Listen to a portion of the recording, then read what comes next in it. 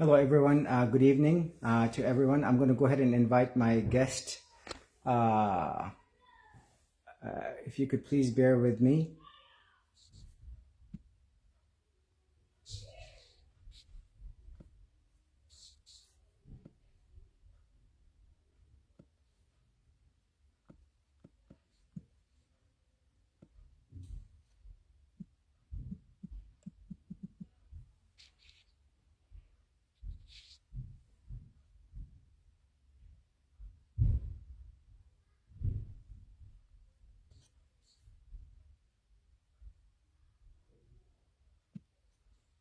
Good evening to everyone. Please bear with me as I invite my guest onto the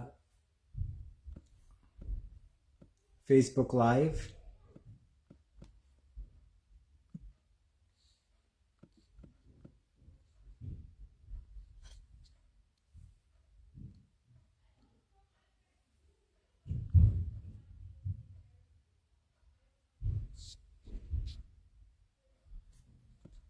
Hopefully, this should take like a minute or so.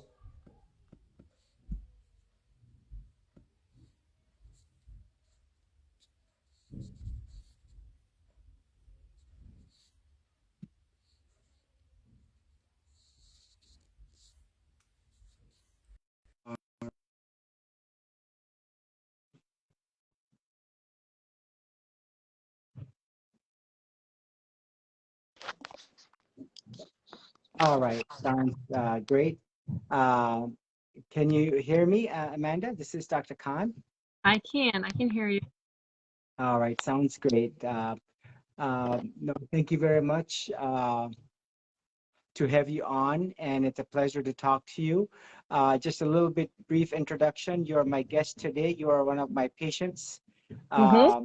Operated on you earlier on in the year. And I am Dr. Khan, Shaher Khan from plastic surgery. I'm a board certified general surgeon. And having completed my general surgery, I did my plastic surgery training, and then I'm a board certified plastic surgeon. My practice primarily is focused on 95% or more exclusively on explant surgery. I talk about this topic that is very much what I would say a hot topic. There are, if you can imagine, every day you have literally what I would say thousands and thousands of patients that are learning of breast implant illness. And 5 years ago, a term that not many that we're familiar with. And this is again, the purpose today is to raise awareness. And there's no other better person to touch base with than one of the patients so that we can learn from our experience as to how her journey was, what led her to basically looking into and realizing that this is indeed the illness that she's suffering from. Having said this, please go ahead and introduce yourself if you could, please. And I'm very honored to have you as a guest such that we can help the many others for someone who is in the medical field herself. Sure. All right. Well, thanks for having me, Dr. Khan. So my name's Amanda Richards. I'm 35. I'm actually an internal medicine nurse practitioner, and I work as a hospitalist. I've been doing worked as an NP for 6 years now. So with that being said, I chose to get my implants in on December 18th. They were 345 cc silicone implants. And just within one short week, I developed symptoms. So let me ask you a few questions. This was your very first augmentation, correct? Right, Got it. correct. Okay. Now these were underneath the muscle? Yes, underneath my Got it. muscle. Got it. How much research did you do in order to choose your plastic surgeon? Someone who is in the medical field. I did a good bit of research. I actually had a few friends that kind of used the same surgeon, but they never had breast implants. They had other like tummy tucks. Um, and I actually kind of followed her on social media. So I was really thought that it was a good choice. Other than that, I guess I didn't really look in I'm close to the Pittsburgh area too. I just mainly kind of had friends that used her, so I really wanted to use her. They had really good outcomes, but they never had breast implants. Got it. Okay. Now let me ask you a few questions just so that as I dissect from what we know, should and must have happened.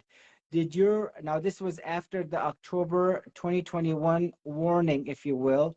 You got your implants on December 18th. Did your plastic surgeon actively discuss with you the implications behind getting breast implants, the warnings, the three warnings that number one, the implants are not meant to be in the body forever, that they last on average 10 to 15 years. The second FDA warning, which is that they're associated with lymphoma. And number three, that the breast implants are indeed associated with breast implant illness, because this is integral and vital. Ever since October of 2021, all plastic surgeons, or specifically a month after that FDA warning, all plastic surgeons are required to introduce and discuss and actively have their signature in regards to their active discussion with a prospective patient. Did you have any discussion such as that? No, not whatsoever, sadly enough. Yes, so now this is again what should be the norm, and this is part of the informed consent. Now you can see this interestingly on the back of any journal where they're advertising, the manufacturers themselves are advertising the implants themselves. Now please go ahead. And so you got your surgery on December 18, 2021, and what happened then thereafter? So 1 week later, I developed hives. They started on my arms and then kind of started to get itchy, went up my chest, and then by that night, they were on my face and my eye started swelling shut, my right eye. So I think once my eye started swelling shut, I went to the emergency room in the middle of the night, like 2 o'clock in the morning. They gave me some steroids, some Pepsid, told me they thought it was environmental. Okay. So I did get some relief from that. I went back home the next day, and then maybe 3 days later, the itching never really went away, and the hives kept getting worse. But by day 3, so it was like a Wednesday, so day 7, 8, about 9 or 10, my arms were all red and swollen. Then my face started to swell. So I went back to the emergency room, gave me more steroids. I followed up with my surgeon at that point. I think I called him the day before, and they wanted to see me. So I think that Wednesday after day 9, I seen my surgeon, who said, no, we don't know what it's from, but it's something environmental, or, chickenpox. They said I had chickenpox. It's like, okay, went back to the emergency room Wednesday. And then finally 2 days later, so it would have been day 10, I was admitted. I was admitted on IV steroids, IV Benadryl, IV Pepsi, because nothing was working. At this point, I had abdominal pain, diarrhea, elevated liver enzymes, still hives all over my body, intense itching, rashes on my scalp, all down my legs, arms, chest, back, buttocks, feet. I was hospitalized for 5 days to get the rash down with This IVs. is where they're giving you steroids. Now, IV steroids are powerful, meaning in a sense they go into your bloodstream, affect every cell, and anywhere you have inflammation, anything itis, like arthritis or dermatitis, or any of this irritation, this is where the steroids would potentially bring down the inflammation. So this is a significant, it looked like you were having an allergic reaction. Right. So I had IV steroids for about 4 to 5 days, increased heart rate, IV Benadryl, IV steroids, IV Pepsid. I still think they were still giving me PO, Vistaril, and hydroxyzine in addition to that. I started to get a little bit maybe confused, not confused, but not totally my snappy self. And then by day 5, I was discharged with still no diagnosis other than an allergic reaction. And then on that following Wednesday, I was discharged on a Monday. So we're on about day 12. I was diagnosed from an immunologist I seen with serum sickness. He diagnosed me with serum sickness and got me on a lot. So I was taking 5 antihistamines by day 12. 5 antihistamines So a day. 5 antihistamines. Yeah, just to not itch, just to get a good night's sleep and the function during the day. Wow. And then you were also on the IV steroids during your hospitalization, and I'm sure they must have continued you on PO steroids after your discharge. Yes, By now. Yeah. he gave me enough till I seen him, and then he started tapering me down. But we also bumped up. I took 2 Allegra, two Zizal, a Pepsid in the morning and a night, and I had the hydroxyzine if I needed it, but I was trying not to take anything, but I couldn't, my skin was so itchy, I couldn't get through the day without taking it. So once again, his diagnosis was serum sickness from the cephalosporins, because I had Ancef in the OR, and then I finished 1 week of Keflex. So his diagnosis was serum sickness from the cephalosporins. That was his diagnosis. Right. Now, what's interesting is now you're at the completion of week 2, week 3 now, right? This is where, if you look at the half-life of Keflex, which is a cephalosporin, and NSAID is the IV version they normally give before going to the operating room, so that there is a nice concentration of antibiotics in your bloodstream before they make cut, which is the standard of care. And so now this is well after the 7 days that the Keflex has worn off, because remember the half-life is only so much, and this is now week 2, week 3. But despite now this time period, they're still saying that this is serum sickness as a result of the Keflex antibiotics. Yes. So now what are you thinking? Well, so I get a second opinion from Cleveland Clinic from another immunologist, but I'm thinking something's not right, but I'm kind of maybe in a little bit of denial. Like, I think the main thing was fear. I didn't want to go through another surgery, but I knew something wasn't right, because I developed some shortness of breath that come and go, but like none of my symptoms were getting better. The itching was controlled, but I was still short of breath. I still had diarrhea. I still had abdominal pain. The hives were better, but the itching was still a little bit there. So I seen a second immunologist at Cleveland Clinic, who again told me it was serum sickness, same diagnosis. No, it's serum. And he reassured me that it wasn't my implants. He said, it can't be there. You would only get that if they were leaking. So I actually, on the day I came back from his appointment, I made my consult with you. I paid my money to have them explanted. I knew I was going to pay before, but I was like, I'm thinking I'll just see what he says. But I knew that it wasn't. So on the way home, I think Jennifer called me and I sent my money in. Yep. So what is it that led you to believe that these were the implants? Because here you are, almost 2 months, or I should say 50 days or so into your augmentation, having spent the money and obviously the pain of having had to go through a surgery that you wanted, that you very much studied for and you invested in. And now, what is it that led you to say that these are the implants? Because this is the question I get asked every day, if not every other day. What if I don't get better? What if this is like the big question? What if this is not the answer? What if I still continue to hurt? What was going through your mind as you made a decision yourself as a clinician? At this point, I knew that something wasn't right. I knew that I should have been better after the 3 to 4 weeks, about 3 week mark. And then you have this strange gut instinct that something's not right. This is not right.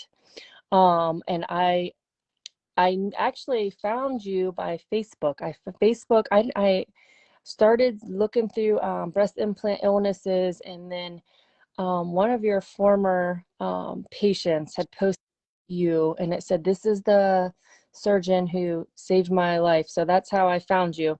But I knew nothing was getting better. The swelling was not getting better. My face was red. My eyes were red. I was short of breath. I was itching. I did not want to live on 5 antihistamines for the rest of my life. I couldn't get a good night's sleep for anything. The anxiety was really strange because I'm not an anxious person. I had no appetite. And then the diarrhea was, and the abdominal pain was really strange. So, I mean, with all those, and I took Keflex before and Incef. I took both of those before when I had my gallbladder out. So I knew that it wasn't the antibiotics. So you researched, so you went online, and what did you look like? What is it that you were looking for? Like, what led you to the fact that these were the implants? So I looked in Facebook on I looked for breast implants, so I had the gummy bears, they were the cohesive. So I didn't really know what I was looking for. I was just seeing what I could find, because when you look on the internet, it's only good things about implants. It's never in what adverse reactions. They're not out there unless you really, really, really search.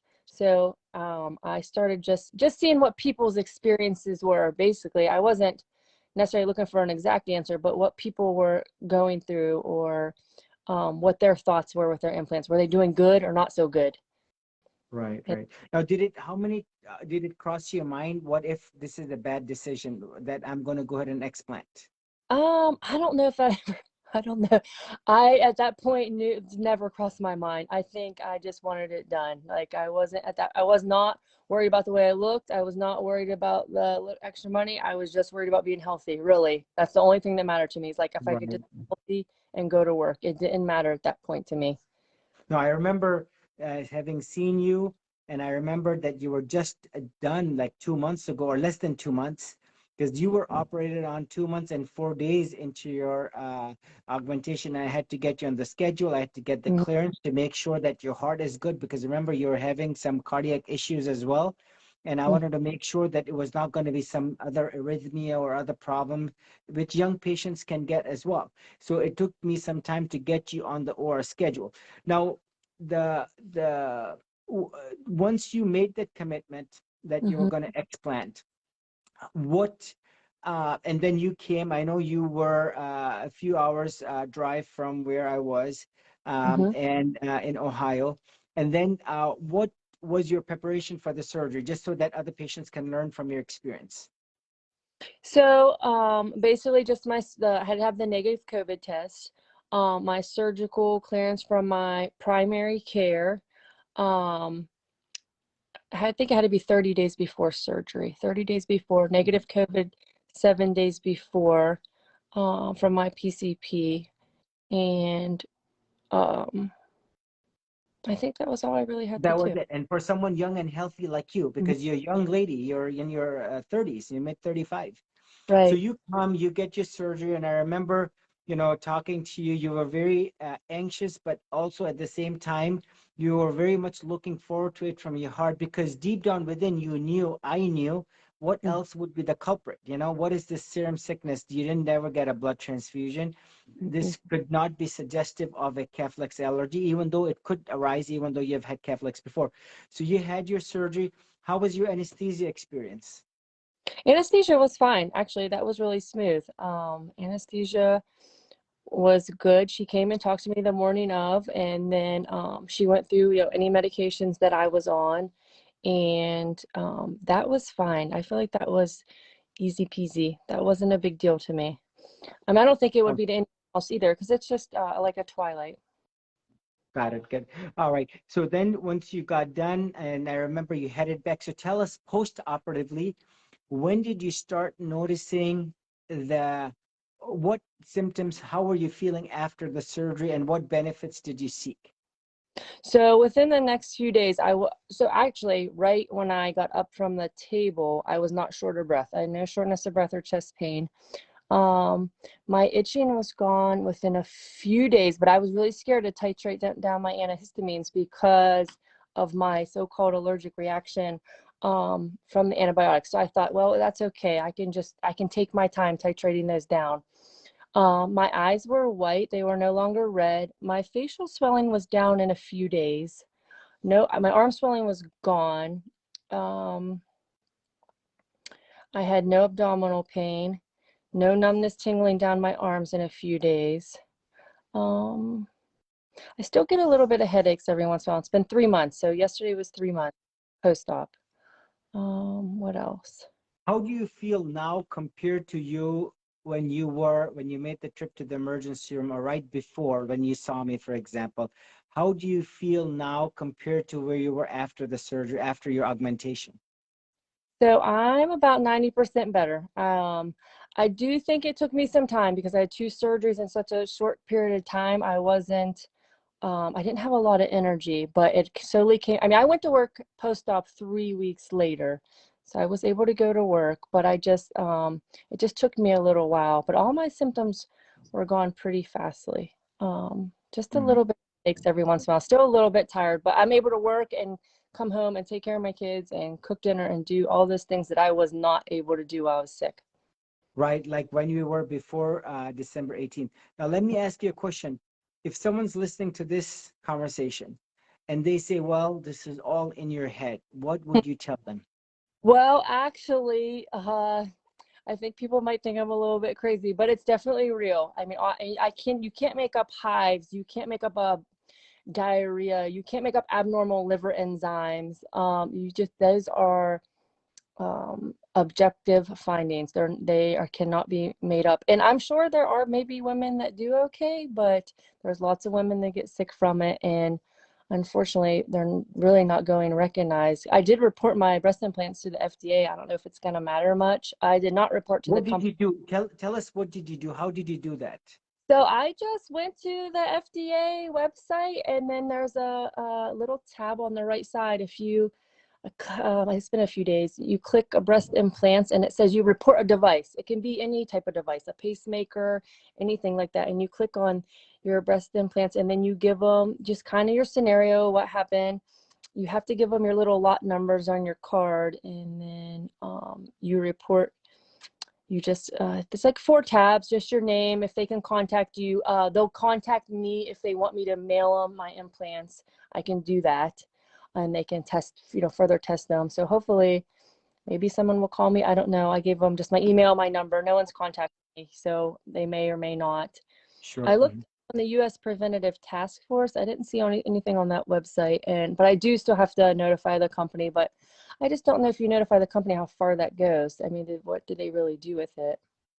Right. Now, again, it is very important. If we don't notify the FDA officially, we already know that there was 350,000 complaints. It's been proven, it's been published, but I'm sure there are a whole lot of women out there who, if they were made aware, they would certainly surface this and bring it to the attention of the FDA, their local Department of Health, just so that, to bring awareness. Over here in Michigan, they're having on May the 24th, I got feedback, Tracy Gary and her Miss Pugh, basically, yeah, a lot of other ladies are getting together and they're basically getting legislation passed just so that, this can be brought to the attention of the patients so that they get the informed consent before they sign up for something that is truly detrimental to one's health.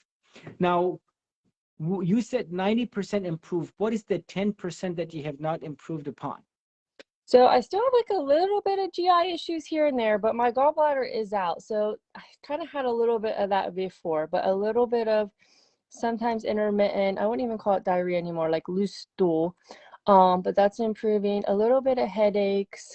I still feel a little bit tired sometimes. I am following a rheumatologist now, but it looks like all my lab work so far has come back negative, because I developed like a butterfly rash on my face at one point, um, and like a little sensitivity to light, but that seems to all be improving every day too. So sometimes just it's like a little sensitivity reactions.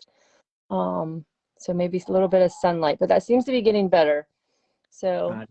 So all your lab workup and the rheumatologist did not diagnose you with lupus or anything like that, rheumatoid arthritis, none of those other autoimmune issues. so far, no, but she said they can develop over a period of time. Like they could, even though they're out, they could still technically develop according to her. She did say there's a direct link between silicone and autoimmune diseases. So, and she has a patient that got kind of like me, developed symptoms very fastly. She had her implant, older lady. She's now in her 70s. She had silicone implants back in the 90s. She has type 1 diabetes, not Crohn's disease. Oh, what's the other one? Ulcerative colitis. Ulcerative colitis and lupus. And she had her silicone implants in for 1 year. Wow. So So no, this is where, if you look at the big study out of the MD Anderson, this is the study published in the Annals of Surgery, where they looked at 100,000 patients. This is a study of studies, and I'll go ahead and repost this again on my Facebook webpage. They looked at 100,000 patients, 80,000 that had silicone implants, 20,000 with saline, and they concluded in the study of studies that if anyone had implants, they had a 6-fold increase of rheumatoid arthritis, scleroderma, and also they had a significant increase in basically Sjogren's syndrome, 8 times higher. They had also reported within this subset of patients that they studied, 4.5 times the rate of stillbirth. Now, this is not me saying it. This is the study itself out of MD Anderson in Houston, the number one or number two cancer center of the United States, and easily the top 5 in the world. They did a study, an extensive study, the largest of its kind, after these cohesive implants were reintroduced into the market. And this is their conclusion from this study of studies, looking at a large population, i.e. 100,000 patients. So this is not to be taken lightly. This is a very convincing study, and a study that only highlights and emphasizes the fact what the manufacturers themselves say. What's interesting is, if you look, and the wording has to be precise and exact, they say that pregnant women and nursing moms should not get implants, and that they said that the implication behind a ruptured implant has not truly been studied and not established, quote unquote. And I will basically highlight that as well. And again, this only goes to show that had you not had your explant, you would still continue to be hurting. I have another patient just like you. She is 22 years of age and presented to me almost 3 weeks into her augmentation, and I emergently added her on day 29, and I removed her implants. And at that phase, she had not formed the capsules. So I did her surgery, and I did not remove the capsules in her because they had not formed. It had only been 29 days. So 6 weeks or less. There's been reports, and anecdotally, and from my surgical experience, from my training and from anecdotal, that ladies that have implants for 4 weeks or so, they're too small a time period for the body to have formed. And she's going to be my guest in the next month or so. A nice 22-year-old lady. She lost her appetite. She lost 15 pounds. She ended up going to the emergency room with shortness of breath, and she was very anxious, tingling down her arms. And lo and behold, she had what was another very emergent reaction to the implants, and a bounce back to a normal state of good health. And we will hear from her pretty much exactly what your story is. And there are many, many, many ladies out there who are basically going to echo whatever you just said. Now, some of them are able to tough it out. Some of them, they get suppressed. They get put on these strong immunomodulators or steroids. But in your case, you were, I use the word, assertive enough, maybe being in the health profession and in medicine, you kind of were able to kind of put the two and two together, and you knew that either I do nothing or I do something, and you took that decision in your own hand, using your wisdom, your sixth sense, and your intellect, and you realized that you needed to take them out now. Yep. Now, what would you tell to those ladies who are interested in getting augmented? I would not go through with it. The benefits do not outweigh the risk. It's to the total opposite. I know some people have them and they probably do okay, but it's a lot of risk to take, because your health can go really badly very fastly. So actually, I've told a few people, don't do them. They're not safe. Right. Now, this is where the implants only hurt the body. And this is, if you look at Dr. Henry Dykman, the gel bleach starts occurring from day one. And I totally agree with that, that the silicone starts leaching and diffusing into the periphery, and the body recognizes this as foreign and starts attacking. And this is where your histamine immune response is so overwhelming, it overrides your body, and your body kind of goes haywire. The immune system, the immunological system of the body goes haywire, and this is what you present with: the anxiety, the shortness of breath, amongst the many other problems that the implants cause. Now, you did not have drains, correct? Correct. Yes. And how did that go for you, for someone, again, in the medical clinician side, who's treating patients and taking care of patients? So actually that went good. I liked not having drains. I was questioning it at first, but then I talked to a doctor at the hospital, and she goes, "You don't want someone to put drains in you. That's just sloppy work." And I was like, "Oh, it dawned on me. Like, yeah, she's right. You don't want those drains. They can be a source for infection. You don't want anything left open. It's all closed up. That compression bra keeps you nice and tight." And I think it was nice that we weren't uh, we weren't allowed to shower for, because that kept all this just closed up feel really nicely. Right. So we have a question, and I recommend or request the patients, the listeners, to ask questions. Uh-huh. Was there a leak, or was it something, the silicone, that caused all of this? Now, your implants were a brand new condition. Right. Yeah, Yes. literally right out of the box. And so in your case, this was indeed a gel bleed. Right. The manufacturers themselves acknowledge what is a gel bleed, which means that the implant is intact, but microscopically you will see the silicone slowly leaching out, very similar to, you take a dye and you put it in water, you see the dye slowly kind of fizzing away from the core. That's basically the silicone, if you will, in a nutshell, kind of causing all this badness, and the body itself walling it off. Sometimes with a capsular contracture, sometimes with what are the many signs symptoms of breast implant illness. Now, obviously, you had the implants for your young age, given your overall, you did not need a lift at all, right? Because everything was right there. And you had the capsules removed. Now, what did your capsules show? You remember? Giant cell reaction. I do remember. Right.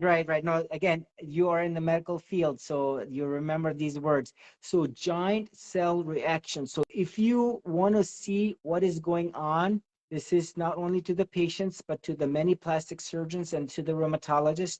A giant cell reaction is a cluster of macrophages, a cluster of cleanup debris, eliminating cells of the body that group together and form a giant cell, kind of a big vacuum cleaner, if you will, that whose job is to clean up, remove, eliminate, and take care of this problem. In this case, the implant, and obviously it's not going to, because there is such a massive amount of silicone that's there that's slowly leaching.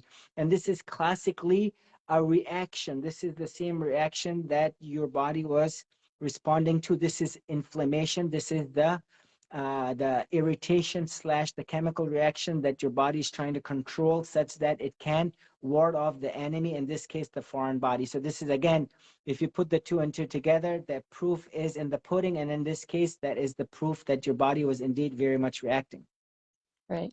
Now the next question for you is, uh, post-operatively, you said something very important, that you had the compression with the bra and binder. Now, this is 101 rule of plastic surgery. You get a tummy tuck, you get your garment that goes literally from the top down the way to your mid thighs. This is the compressive garment that must stay on, such that as you move and twist and turn in bed, you kind of do about your regular daily activities, you have that compression that's holding you in. We don't want the shear forces of the abdominal wall that's been draped down and inward to be moving about. The same thing with gynecomastia surgery, the male boob surgery, for example. You have to wear a garment literally from your chest all the way up to your lower abdomen, such that it holds the chest nice and together, such that there is no movement up and down. The same thing over here. Similar standard of care. What I would say is, quote, I don't want to use the word malpractice, but not the standard of care, wrong medicine, bad surgical, post-op management, is when you do a surgery where you remove, quote, large implants plus the capsule, where there is inflammation. Remember, this is not healthy tissue. And then you want to have compression on, such that this will not accumulate that fluid or seroma, and that you allow that tissue to not only adhere, but kind of helps with the recoil, such that all that swelling subsides. And then after some time, I totally wean off my patients, such that you ultimately come off the binder at night and ultimately during the day. Now, next question that I see over here is, um, do you need both a bra and a binder? Yes, because the bra itself gives you a nice support compression, and then the binder, it gives you that small push up, such that when you twist and turn in bed, there is no movement up and down. So that is very important. Again, and reinforcement. Sometimes the bra, just within that week or two, gets so small, but the binder makes up for the difference. So it is important to get that reinforced, if you will. No, please, I ask my listeners to ask any more questions. Now, another question that I get asked a lot, fat grafting. That is not a healthy idea at all. Fat grafting on the face, for example, 30% of the fat inevitably dies, even with the best, what is the Coleman technique to inject fat into the face, for example, maybe even 7, 10, 15 cc's that might be injected, 30% of the fat will inevitably die on the chest area where you have so much tissue and inflamed. Even when they inject 100, 150 cc's, more than 30, 40, 50% of it is going to pass and die, and you don't want fat necrosis. And sometimes, as a clinician, as a nurse practitioner, you don't want to be feeling heart lumps of dead fat. And that might throw off a patient and say, is that fat necrosis? Is this cancer? What exactly is it? And unnecessary biopsies or mammograms, ultrasounds then are done. So again, it is very important. Now, this is where, I say to the many patients, now let me ask you a question. Did anyone, any physician direct you to get these implants out? Was it strictly your decision? No, I asked my primary care, two immunologists. Actually, one did say, my first immunologist did say, Amanda, if you're not feeling better, he said a few months. He said I would take them out, but he not right away. He wasn't totally sold that it was from them, but I kind of told him. I went in his office one day, short of breath, and I said, I really think it's these implants. And he said, that shouldn't be, a medical device shouldn't cause that. So, but he did say, he goes, but if you don't get better in a few months, I would consider, but I shortened it by a few weeks. Right, I know, very good. Now, one question that I just see here is there a special detox diet to follow pre and post surgery? Now, I'll let you answer that question and then I'll answer.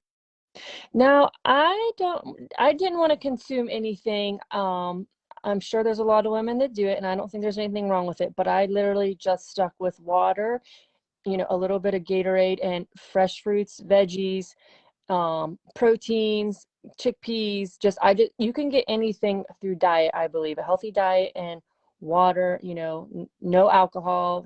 That would, I think, is the best for me anyways. So I could not agree with you more. 100%, I echo it. Don't take anything else. Like I have seen infrared sauna. Sorry to use the word garbage. That is not how you get treated. Otherwise, the cirrhotics and the dialysis patients, and I use the word garbage just so that I get the message across. I mean no ill will. Some people who have taken charcoal to bind, no, it's not going to bind the silicone or the heavy metals. You don't need any heavy metal workup. You don't need to get vitamin C infusions. Believe it or not, there is a nice lady, she went and got a port just so that she could get regular vitamin C infusions through that rather than getting an IV. I'm surprised a general surgeon even did that. I am totally shocked. I mean, this is not, have it your way medicine. This is malpractice, if you ask me. Classically, those are dangerous operations to put in ports just so that you can get a vitamin C or a B12 treatment or a shot or whatever it may be.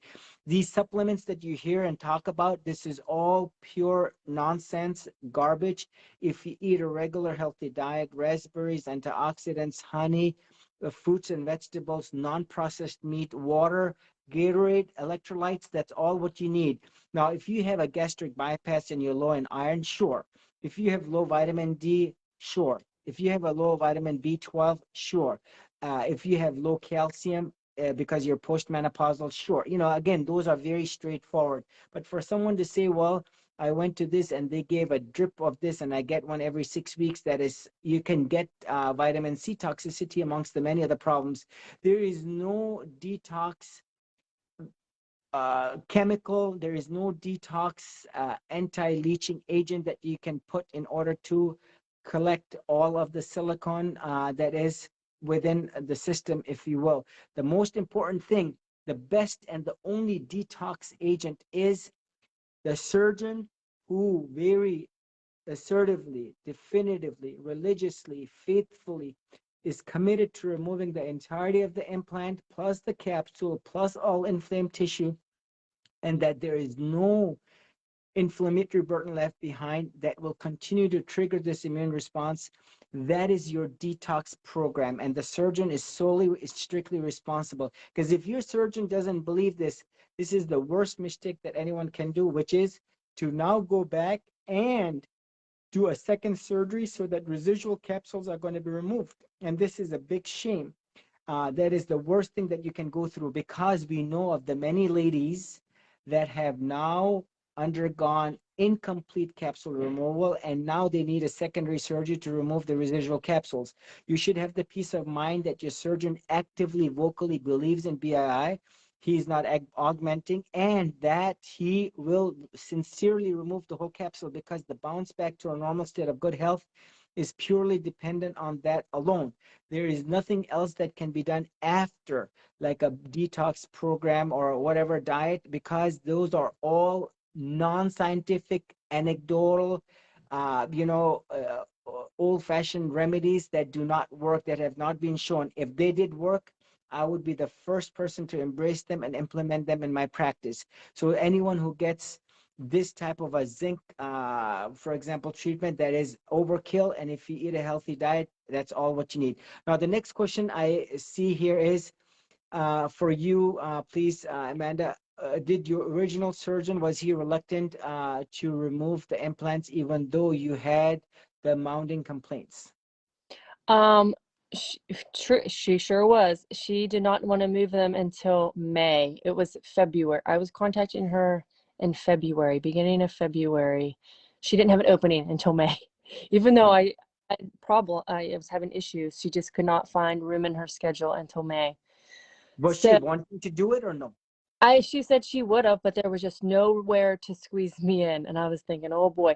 But then I lost faith, because when we only contacted via email, and then she didn't quite believe in breast implant illness. So I think her wording to me was, I know this is real to you, but us as a medical um, providers determine this is unconclusive or something. It was some garbage, generic phrasing. So after that, I just kind of was like, well, I don't think she's going to do me any justice. She's not going to remove everything. That's what I was worried about. Right. And see, this is the point that I just mentioned. Number one, your surgeon has to accept BII exists. How can you treat a problem if you don't believe it even exists, right?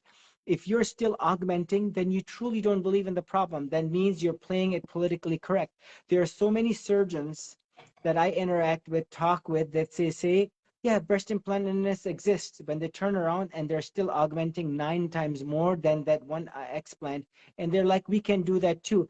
And if you look at their patients who are explanting, because they eventually come down and trickle to me, you will see that they are getting their incomplete capsulectomies, because the surgeon is more fixated on a lift and less so on the removal of the whole capsule. And remember, the whole surgery is dependent on the surgeon mentally believing that the whole capsule must go. If the surgeon does not believe and the going gets tough and the capsule is tightly adherent to the rib, the surgeon will never remove the capsule, because if the heart doesn't believe in it, the mind doesn't believe in it, the actions will not show. Sometimes they will remove the capsule because it's easy, but majority of the times when it's tightly adherent to the rib, they will not. And this is when you get tested, when the going gets tough. Some of the cases can be very hard and some of them can be very easy, but you never know. And then the other thing is, you have to send the capsule to pathology. You have to send the cultures for microbiology. You have to return the implants to the patient. You have to, if there is any abnormal fluid, that must be sent to cytology. Now, if you go back and look what you just said, breast implant illness is as real as diabetes, as high blood pressure, as stroke. As a clinician, you're aware firsthand now. This is a real entity, a real problem, and it has a real solution. You cannot disregard it, especially now. You know, someone asked me when they were interviewing me for a documentary, and they said, well, what percent of the patients will basically end up getting breast implant? And that's 2%, 2.5%, 2.4. I said 100%, and they're like, "Well, I don't buy that. That is everyone." And they started smiling and laughing. I said, "Listen, did you see the FDA report? They said they only last 10 to 15 years, according to they're not meant to be. Look at any studies that have been done, they stop after 10 years. After 10 years, they stop looking at silica implants because the rupture rate exponentially increases. Same thing with the saline implants. No study you will find that looks at silicone implants after 20 years, because they know the rupture rate goes up significantly. And as you will see, they document in their advertisements, as you have seen, that if someone gets silicone implants, you have to get an MRI at year 3, and then every 2 years they're onward, just to detect what is a silent rupture. And again, the second thing, that the implants are associated with lymphoma. And as you will clearly see the FDA warning, it says the textured implants are notorious for the lymphoma, but the smooth ones are also involved. Approximately, the 20% or so of the implants that have caused lymphoma, and this number is way underreported because not everyone is checking for lymphoma with the CD30 analysis. And the FDA, the plastic surgeons in our books, we clearly document this number is way underreported because no one wants to send the capsules off. And as you will see, documentation after documentation, that this is a real implant causing cancer, lymphoma, and CD30 analysis imperative. And then the third thing that the FDA acknowledges, which your plastic surgeon has mentioned or should have mentioned to you, that they're associated with breast implant illness, and it is a real illness with a real problem and a real solution. And as you can see, the solution is the sincere dedication by the plastic surgeon to removing all of the capsule plus all of the inflamed tissue. Now, now I see over here one note. I'm 5 weeks post-op and I find the bra and the binder comforting. That is so true. I've had a young mom of 3 boys out of Texas. I remember her case very vividly. She said, I really like my binder and also like my Haga Prima. I got 3 boys and I'm always running after them, and this gives me that comfort. And I say, absolutely, this is that reinforcement that you need. What next question? What do you suggest if you have had a double mastectomy and you know when your breast implants are removed and that you will be concave? I have no breast tissue left, and I'm scared of how I will look. Now, once you have no breast tissue remaining, and that means whatever remains is your pectoralis major, pectoralis minor. Now, depending on how your previous reconstructive surgeon did your surgery, especially if alloderm, which is cadaveric skin that was used, if you can imagine, you have removal of the implant plus the capsule plus the alloderm plus all inflamed tissue, there certainly can be irregularities that form, especially with the dynamics of the muscle. The goal is to remove all of the badness, be it the inflamed tissue, the capsule, and certainly the implant as one system, the end block, which is the gold standard. You don't want to leave any of that behind because we don't want an aesthetically pleasing chest.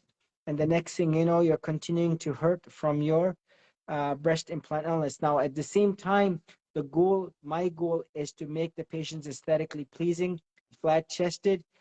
If there is no muscle to attach back to the origin, that there is nothing else that can be done simply because that muscle has now contracted and it cannot be moved down to where it needs to insert, which is this wire inserts into the upper arm, but the origin of the muscle, the pectoralis major, which is on the midline, the sternum, and the lower part of the chest.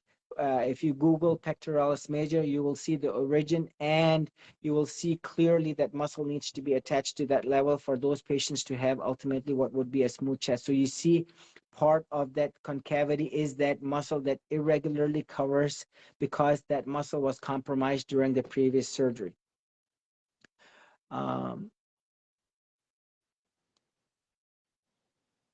Now, one thing I want to mention here is you want to discuss actively. See, another thing that I learned from you is you lost confidence with your surgeon because you knew that that surgeon was not going to remove the entirety of the capsule. So you said, I am not going to go ahead and pursue this with that surgeon. And maybe that surgeon would have offered you a big discount because you just had the surgery with that surgeon a couple months ago, right?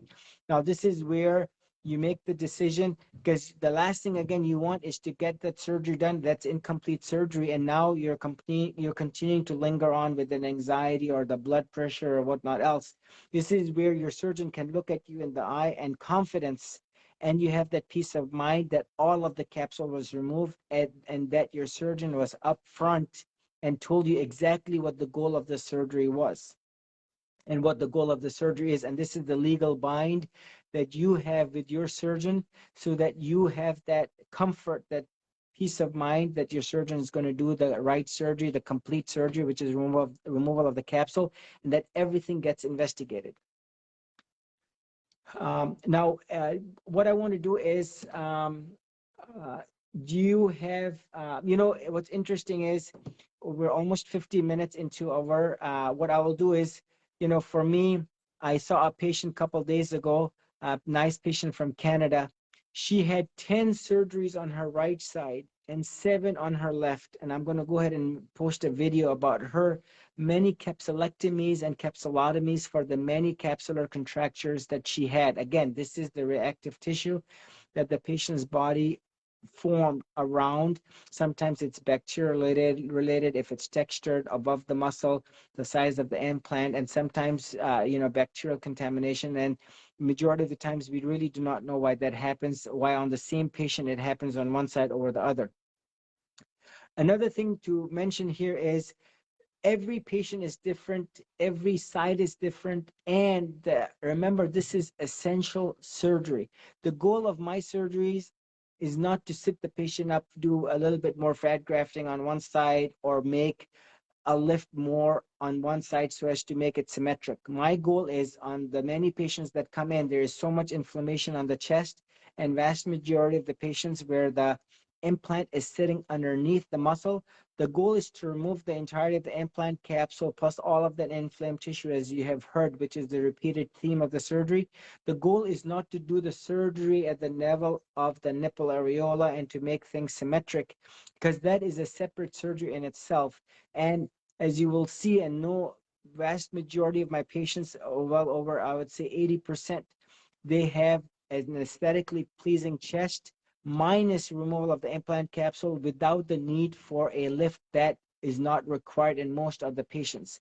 And that the goal of the surgery is to remove the entirety of the implant and capsule, and not at the expense of the aesthetics, but also to do the surgery using the tricks that we have, certainly in a limited fashion.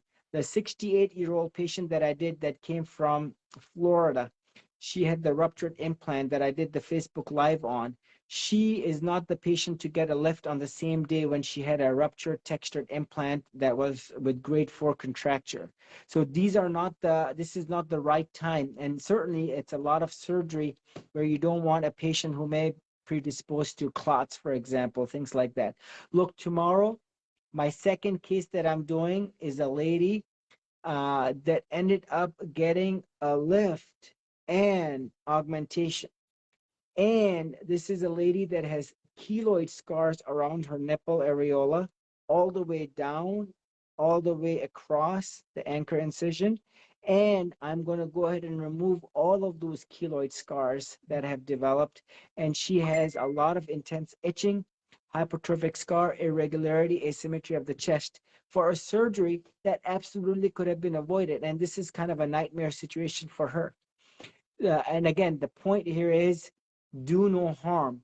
You know, when she, with a lift, goes and gets a mammogram and she finds some areas of irregularity and hypertrophic scar, among others, this is something that if you ask her, she would say she would never have gotten a lift, because she now has to deal with the scars, plus obviously the augmentation, the scar tissue that is there. So a lot of extensive surgery that's going to be done. I've booked her for almost 6 hours, might take 7 hours for me to do. This is a patient with keloid scarring, not hypertrophic, but keloid scarring, and the many signs symptoms of breast implant illness. Now, I will go ahead and end. Do your research, do your homework, talk to the patients. Another thing that you mentioned that was very important, that you talked to one of my old patients before you came and committed, and you saw my Facebook page. You should be able to go, you should have that informed consent, that confidence. You should be able to directly talk. You know, I see that you had an email interaction. Email means no much. I give my cell phone to all my patients so that the patients reach me directly. I know I'm busy. I know I'm very busy answering a lot of texts, but you know what? This is what bonds me with my patients. Yes, I may not have hundreds and thousands, like some people are booked 6 months, 9 months. That doesn't mean anything to me. The most important thing is that you have a quality bond with each and every single patient, and that every patient is a challenge, be it small, be it big. And one needs to look into it very seriously and definitively, such that the patient gets the best experience, just like you did and all the other patients that come through. It is very important to mention that the goal of the surgery, whenever I got through with 3 of my patients at the 6 week, just like I did that one day when I said, no, you are on your own at the 6 week mark, the sky's the limit. I always ask my patients, how do you feel now? How is your freedom from breast implant illness? And this is when you hear patient after patient that freedom from the many signs symptoms of breast implant illness. And this is what I say is the definition of success. Yes, you now, that 68-year-old that I did, she had the grade 3 ptosis from the breast implants, for example, and the severe inflammation. She may need a lift, just given her age. We will see how she does. Maybe she recoils good and she's very happy. Does every 68-year-old, every 58-year-old need a lift? Not necessarily, right? Maybe they may not want to deal with those keloid scars that I'm going to deal with tomorrow, right? Sometimes you just want to be the young grandma moving about your life, or the young mom that's taking care of the kids, or a young entrepreneur, in her 20s, that she just wants to kind of move on with her life without any trips to the doc, unnecessary trips. So the goal here is talk to the old patients. You talk to my old patient, and this is what was the solidifying, certifying effect, where you knew that you were making the right decision. The other thing that you mentioned, if I may highlight, you knew from your gut that this is what you needed to do, and that you needed to make this move because you knew there was nothing else that was going to help, right? Not time, and that you needed to make that big financial painful decision, that you needed to go under, once again, 64 days interior augmentation. Now I will go ahead and I will tell my patients this surgery absolutely can be done safely without drains, without the need for a lift. Remember, I love to operate. If any given time, if I have a day off, I will tell you I would love to operate. This is like my cup of tea. I don't golf, I don't race cars, I don't do anything. I love to operate, and this is my passion. I would love to do a lift on every patient. And like one of my surgeons said, you would make a whole lot more money. I said, I cannot believe you just said that. If I was thinking that, I would be augmenting. Again, I'm being sarcastic. And the point I'm trying to make here is, do no harm. The lift is not required in a vast majority of the patients. Get healthy, get better, get that grade 4 contracture done, get those BI symptoms done. When you look back at it, mentally be strong and tell yourself, let's say if you're not aesthetically happy 9 months later, a year later, that's going to be at 20% of my patients. Go ahead and get your best aesthetic surgery, a lift, which is a separate operation in itself, a very involved operation, and that can be done safely. And certainly, if you do so desire, get informed consent and be happy. And absolutely, but you don't want to compromise your end block or your 100% total capsulectomy in the name of a lift. You may look good, but if you're still hurting, that defies the whole purpose of explant surgery. And the goal here is, do your research, ask the surgeon directly. Don't ask. The surgeon is the one who does the surgery in the operating room. He or she knows what's going on. If I was not in the operating room, I would not know the challenges of this explant surgery, and there are many. Every patient comes with these challenges. What if you had a reaction on arrhythmia, or guess what, a sinus AV node block, right? And that was, or maybe you might have had allergic reaction to something that you were taking, God knows what. The point I'm trying to make here is, the surgeon decides and makes sure that everything looks good. You got the anesthesia team that's there to supplement, you got the nurse there, and ultimately get that established relationship with your plastic surgeon so you feel comfortable with your decision. And ask questions.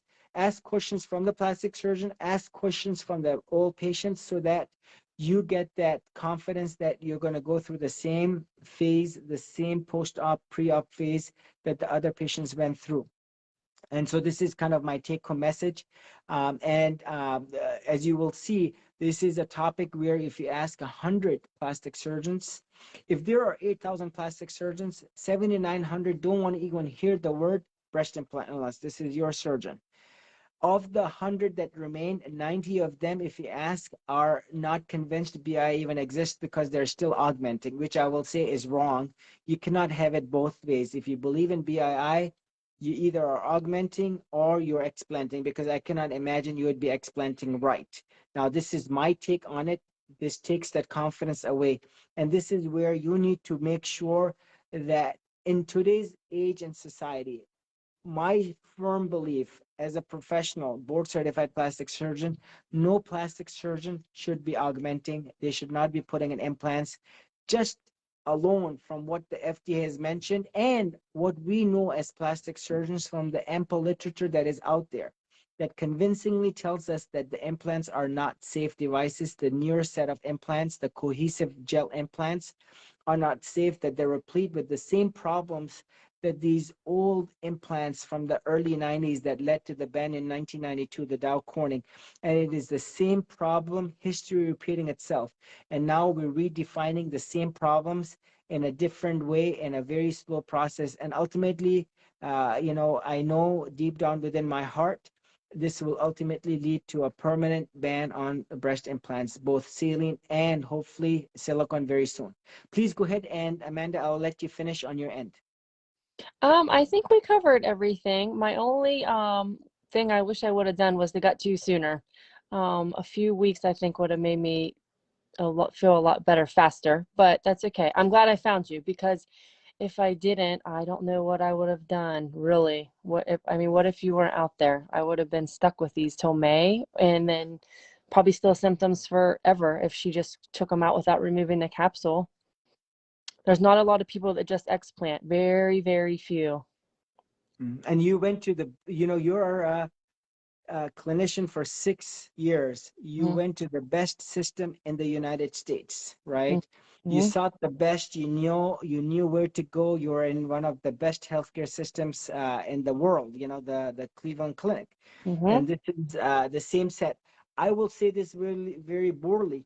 If I had you get on a jet and fly with me to the top 100 institutions in the US, these are the state of the art medical facilities, all of them would say keep them in, and no one would want to take them out.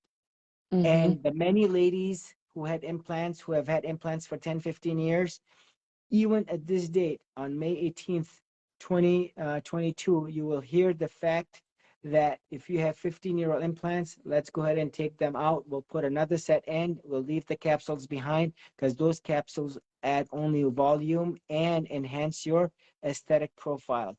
This, unfortunately, still continues to this day, as if the FDA warning means nothing, as if the many complaints to the FDA meant nothing. And this continues to linger on as if there is nothing like breast implant illness, and the implants are the safest devices on earth, unfortunately. But this is the awareness. We have very assertively, humbly, and very sincerely, we're pushing forth, just like you did right now, uh, putting this forth so that many ladies themselves will take it upon themselves. You made a decision on your own. Certainly, being a nurse practitioner and a hospitalist, you were able to make a better informed decision. Now, there are many ladies who have decided, just like that other lady, the 22-year-old, she knew she needed to get them out. And the point I'm trying to make here is you follow your gut. God has instilled that in you. These are the ladies self-diagnosing themselves, listening to the other ladies, and making a move, and just making medical and surgical decisions despite the medical literature and the medical community telling them otherwise. Now, one thing I asked, another question, how soon after explant do you get a mammogram? Normally, I like to wait 3 months or so, let the swelling come down. As you can see, your swelling is down at 3 month mark yesterday significantly, where Mm-hmm. you're kind of almost normalized to where you are.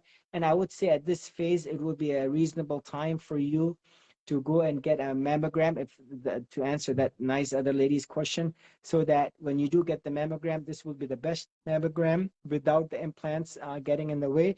And again, just today I heard one of the patients, she had DCIS. The mammogram saved her life literally. Had she waited and not gotten a mammogram, she may have been advanced. She might have needed chemoradiation. And this is something that she did not have to undergo. I have another patient that I'm going to be operating on very soon. I saw her today. She was my second last patient. She is 79 years of age. She is hurting from breast implants. She knows she's feeling tired. She has that brain fog, the many sign symptoms. And look, the whole world probably says she's got Alzheimer's or dementia or she's got fatigue. She's old. For God's sake, you're 79, right? No, she is hurting and suffering, and deep down within her heart, she knows she's hurting from breast implant illness. And I will say this, it is so wrong and what a shame that she has had to, at this age, go through this at this phase in her life, when the last thing she should have been doing is electively dealing with problems that absolutely could have been avoided. No, thank you very much. I appreciate your time and efforts. God bless you. I know there are a lot of patients that may not relate to me, but will relate directly to your answers, to your way you answered the questions. Sometimes I might be a little bit too scientific for them, but God bless you. God bless you for your time and efforts to come on and share your journey, not only with us in the US, but many people across the world who are learning and who know that deep down within their heart that they have good relief waiting for them, just like you did in your heart. Yes, thank you for having me. You're welcome. Take care. All the very best. Bye-bye. Yeah.